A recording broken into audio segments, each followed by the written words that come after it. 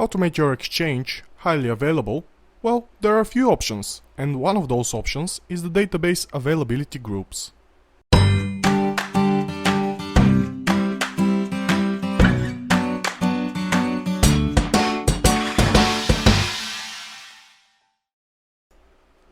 Hello friends, this is Nick from NLB Solutions, and today I'm going to show you how to configure Exchange 2010 database availability group. So before we continue with the demonstration, there are a few prerequisites that you need to bear in mind. So I have pre-configured a domain environment of Windows 2000 and containing one single domain controller which is running Windows 2008 R2. I have two Microsoft Exchange servers which are installed again on 2008 Windows Server, which have the same resources, RAM and partitioning. So this is a good thing to configure if you are going to use an Exchange into a disaster recovery, to have it with the same resources as the primary server, so you can be sure that if something happens with the primary server, the second one can take the load as it should. I have added two network cards with two routed networks, and I'm going to use one of the networks for my client traffic, which is the MAPI traffic, and one of the network card pairs for replication traffic. And this is a Microsoft recommendation that you can go without, but it's always a good idea to separate both. In this video, I'm going to start by adding the Exchange Management Subsystem security group to the Exchange DAG Witness server. In my case, the witness server is going to be my single domain controller, but you need to make sure that this server is up and running and you don't use a server that is not really highly available. I'm going to then create the database availability group and add the two members, which are the NOB 2K8 DAG01 and 02 to the database availability group. Then I'm going to configure an IP for my DAG, and the name of my DAG will be NOB-DAG. After this, I'm going to configure the DAG networks for client and replication traffic, and I'm going to confirm that the replication traffic is working by adding database copies and verify that the database copies are being replicated through the replication network cards. In the end, I'm going to simulate a disaster scenario where I shut down one of the servers and confirm that the databases are mounted on my second server and they are fully operational, up and running. So let's dig into the demonstration. So the first thing that you want to do before you start creating the database availability group for your Exchange is you need to go ahead and, because I'm going to use the witness server for my failover clustering, I will need to make sure that the server that I chose for my witness server has the proper permissions, so it can add and share the witness folder properly. So the thing that I'm going to use here is my domain controller, and on my domain controller the only thing that I need to do is I need to add the Exchange Trusted Subsystem as a local administrator. So what I'm going to do is I'm going to open Active Directory Users and Computers and then browse through the built-in groups, the administrators, and in there under members I need to add Exchange. Okay, let's check, and add Exchange Trusted Subsystem. That will allow me to share the folder, the witness folder on my server without any issues. If you don't do it, most probably as soon as you start creating the database availability group, you will see an error message saying that the share or the server that you're creating, the witness share, is not added and this group is not added as a local administrator. So I'm going to click next, and I'm going to start by creating the database availability group first. Okay, now that I'm on my Exchange, first Exchange server, which is called NLB 2K8 DAG01, I'm going to open the Exchange Management Console, go to organization configuration and then database availability groups. And on the right side you will see that you have the option to create a new database availability group. So I'm going to click here, and I'm going to need to provide a name for this group. So NLB dash DAG, and I will need to provide the name of my witness server. In my case is NLB dash DC 01, I think. Let me just verify the name. It's 2K8 DC01. So okay.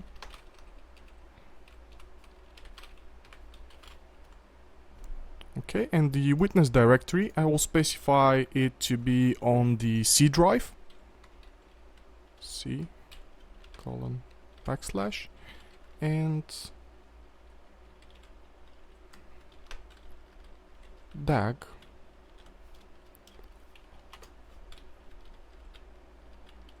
with. Okay, so I'm going to click new, and let's see if the process will be successful.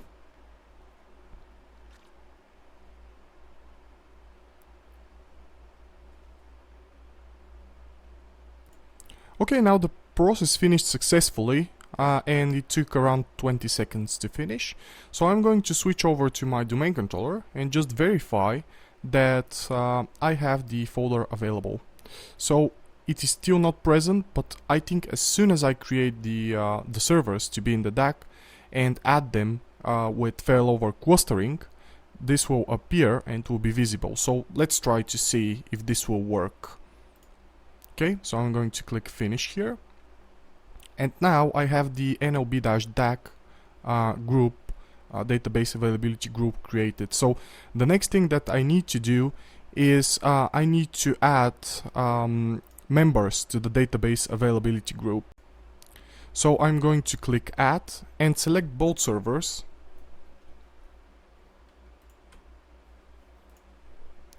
And the only thing that I need to do is click manage. So what will this do is it will install the failover clustering feature on both servers, and basically it will create a failover cluster between the two Exchange servers. So let's see, I'm going to pause the video really fast and just confirm after that if it finished successfully. Okay, so the operation finished successfully, and you'll see that I have a warning message saying that the network name is not online at the moment, but as the cluster is trying to bring the resources and the groups online, this will usually show in the when you try to add the members, and usually the second member if you have multiple members in the cluster. So don't worry about this message.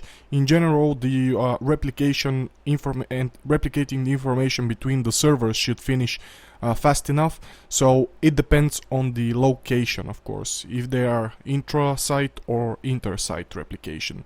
So I'm going to finish this, and straight away I can see that I have the networks that were automatically associated with my cluster database availability group, which is okay. So if I open the properties, which is the first thing that I want to do, and go to the second tab, which is the IP address, and on the third tab, the operational servers, you will see the two servers that are currently into my database availability group. So the next step that you want to do is add an IP address for your database availability group, because this will be a separate entity. In my case, I'm going to add 192.168.1.16 and click OK, and just click apply. And usually this can take some time. If the replication did not occur and the cluster is still creating the resources and bringing them up, this usually can give you an error message saying that it was not able to contact the members, but if you leave it for some time so it can think about it, it should work properly without any issues. So let me just pause the video once again for a moment so we don't wait on this step, and we can continue after the IP address of the DAG has successfully applied. So now that the process finished successfully and I have an IP for my DAG, everything should be propagating properly now. So let's verify this.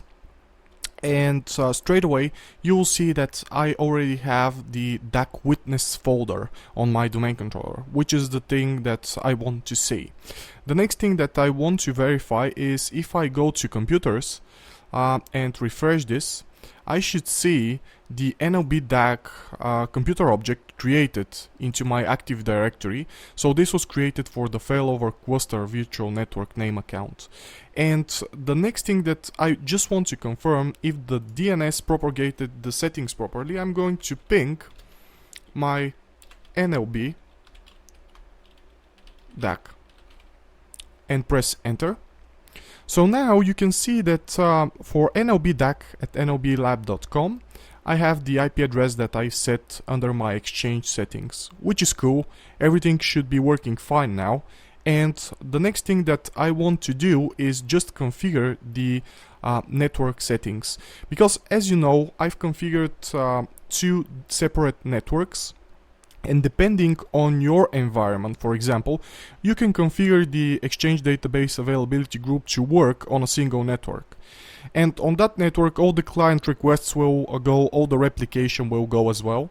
And if you can, of course, Microsoft recommends to separate the replication traffic from the MAPI traffic, which is a good thing to do depending on how much the load on the servers is during the day, for example, or how big are the databases and the replication traffic. So in order for you to not to make any issues with clogging or bottlenecking the connections, which it could happen in theory, but what you can do is just create 2 separate networks, but they need to be routed between them so they can see each other in general. So I've created the DAG network 02, which is the MAPI network. And in here you can go ahead and change the network if you want, so you can be aware what is the network used for. Okay.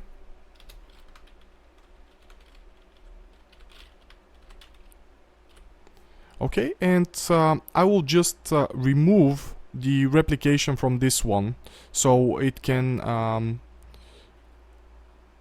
let me just see, I think this was the, let me just verify how I configured the settings before I go ahead and apply them.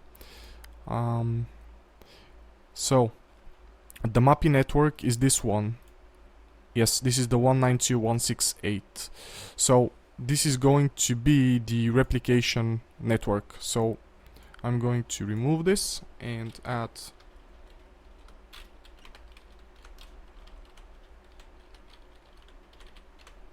replication network, and I'm going to leave enable replication right here. So I'm going to apply. Okay.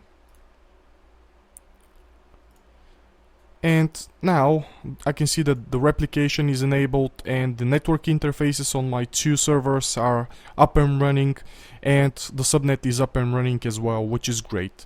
On the next network, which is going to be my MAPI network, so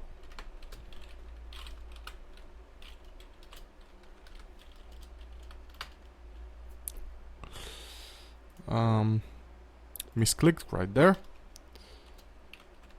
MAPI network.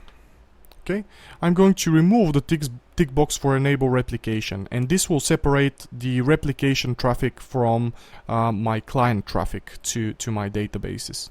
And basically this is all. This is how you configure the replication traffic to go and route to the different networks that you configured for your Exchange server. So before I start creating the database copies, I just want to go ahead and open the Failover cluster manager and just check perform a real quick view of my current cluster that I have, and just verify that there are no errors or issues that are currently showing. So you can see that in the moment it's showing some errors and some critical events, but I think they were related to when the cluster was created. And now if we clear the view, there shouldn't be any errors showing for my cluster. So let me just go ahead and open the notes, and under notes I can see that both the Exchange servers are added and the status of both servers is up, which is good to see. And under networks you should see the two cluster networks that we have. One is for the MAPI network, right away you can see it, and one is for the replication traffic, which is up and running as well on both servers, which is great. That means that my cluster is up and running, which means that we can start now to add database copies to replicate to my second Exchange server. So in order for you to add the copy, it's really easy. And what you can do is, I'm going to start with DB01, and this is just a quick reminder. For example, if you have I didn't test it to see, but what I did is I've created two partitions and I've separated the database on the two partitions.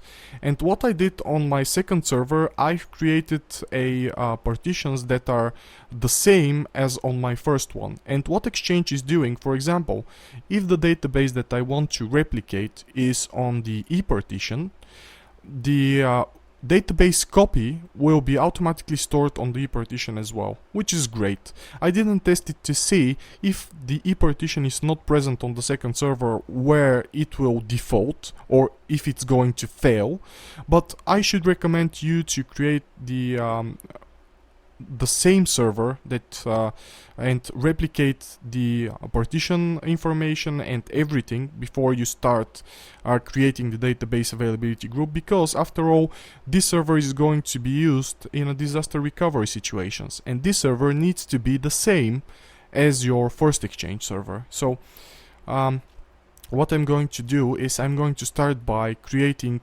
a database copy for DB01, and this can be achieved from the Exchange Management Console on my second Exchange server that is already in the database availability group.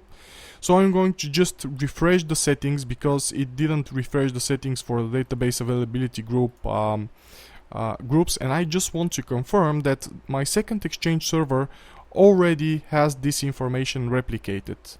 So yes, I can see the group. If I open the properties, I will just have to wait a bit. I can see the two servers. I can see my witness server with my folder.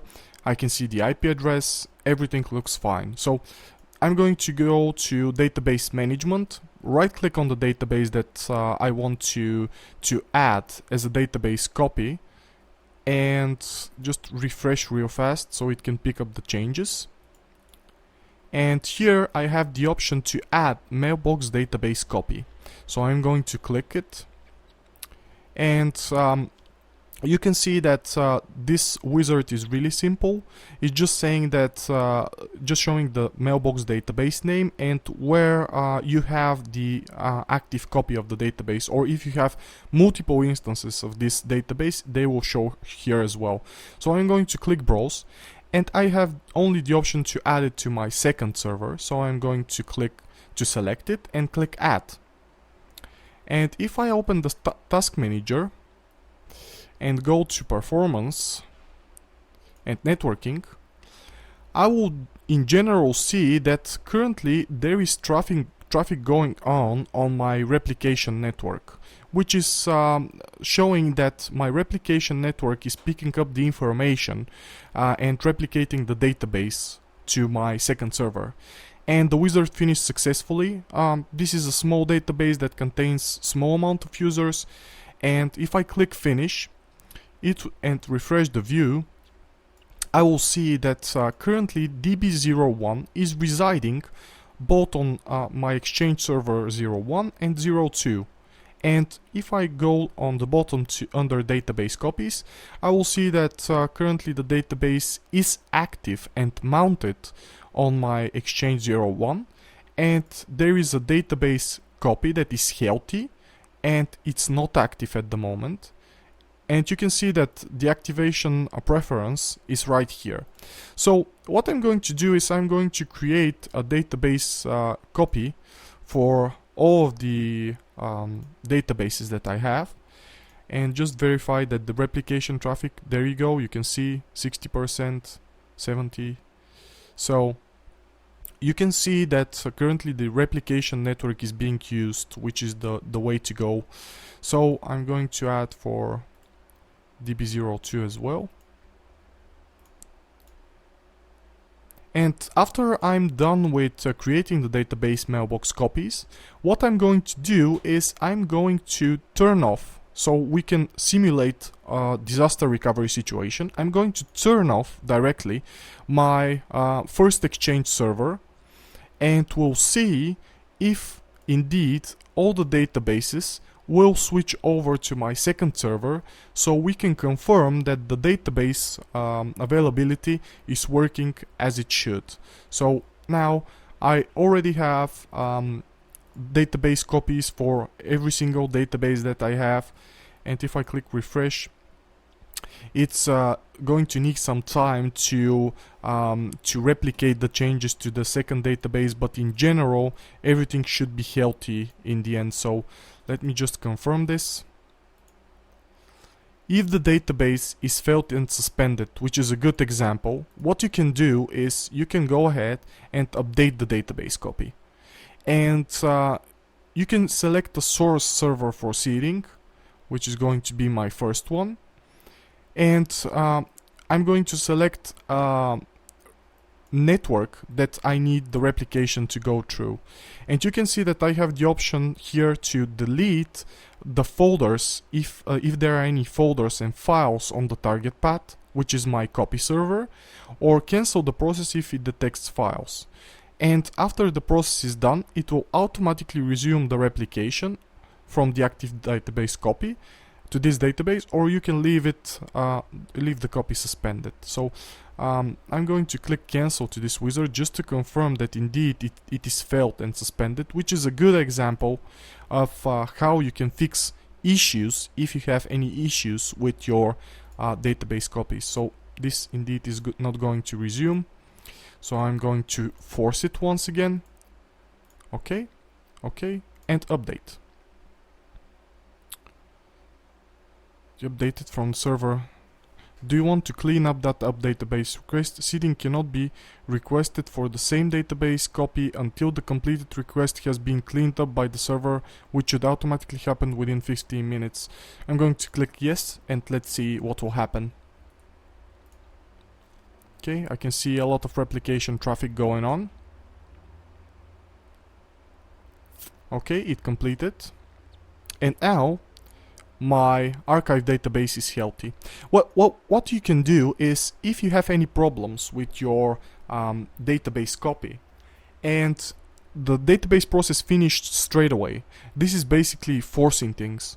You can leave it like that to see for let's say an hour, to see if this is going to fix by itself, because it could be still replicating changes to the two servers. But if it's not working, the only thing that you need to do is you need to reseed the database or just update the database copy in my case. So I'm going to do the same process for my last database. Choose the replication and click update. I'm going to select yes to clean up the files. The replication traffic is still ongoing. It finished successfully, so if I click finish, I will see that I have a healthy copy of my database. So now we can directly go ahead and try to simulate a failover scenario. Okay, you can see that currently all of my databases are mounted on my DAG 01 server. So what I'm going to do is I'm going to power off the server directly, so we can simulate a failover scenario where, for example, the power supply failed, or two of the power supplies failed on the server, and straight away you can see that the information currently the cluster is trying to contact the first server, and as soon as it is not able to do this, it will automatically mount the databases on my second server.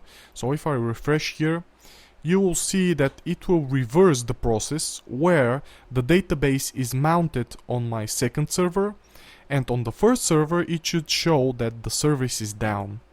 So let me just try to refresh the setting here. It's currently showing warnings because my first server is not reachable and it's still trying to bring in the information. So there you go. You can see that my first server is currently not active and the copy status is showing service down, which means that now my databases are up and running once again, which is great.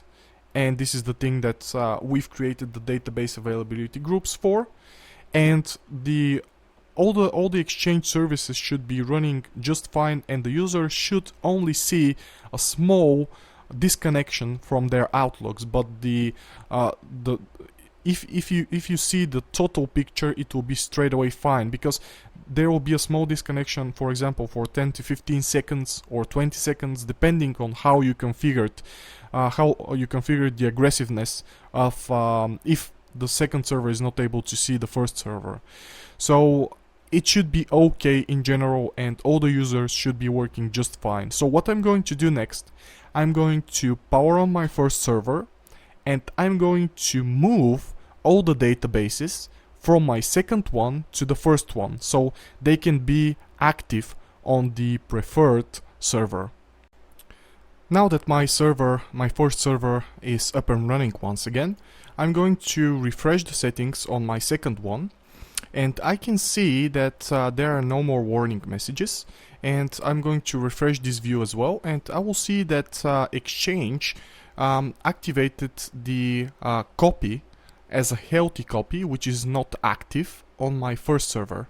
So what I'm going to do is I'm going to move the database, so I will activate the database copy on my first Exchange server like it was before the outage. So I'm going to let's switch to my first server and open my Exchange Management console. And right here you can see that I have the shutdown, the unexpected shutdown event tracker, which I'm going to close and wait for my Exchange Management console to fully load. So let's go to Organization Configuration, Mailbox. And in here I will see the same configuration options as the second server, but what I can do is I can move the active mailbox database. So I'm going to move, and it's saying that currently the archive database is mounted on my Exchange 02, but I want to browse and select my first one and click move. So this will initiate the process of moving the database, the active database instance. So let's see if that will finish successfully.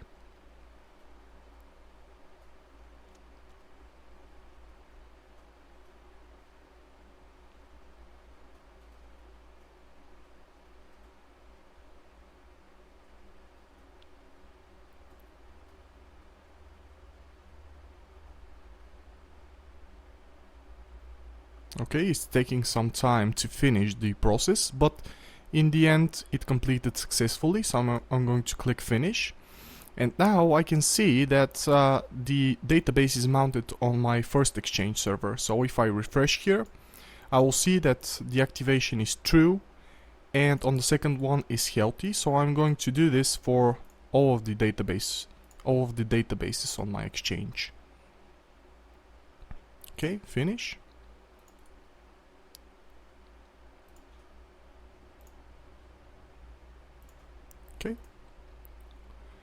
and it's a good idea for you to choose which is going to be your primary server and which is going to be used for disaster recovery situations, so you can know and specify where is the activation preference.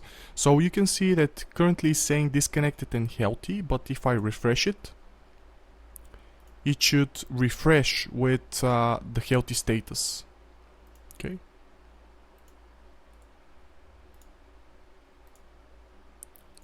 It's still disconnected and healthy.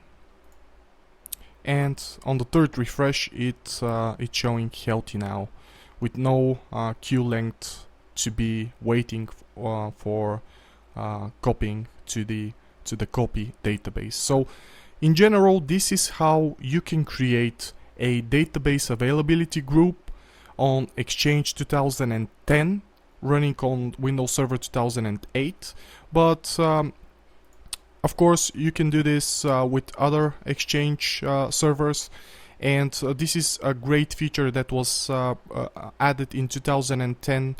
Before that, we had the option to replicate the databases in 2007 with continuous replication, but this is including the failover clustering feature, which is great in failover scenarios or disaster recovery scenarios where you can have your Exchange highly available.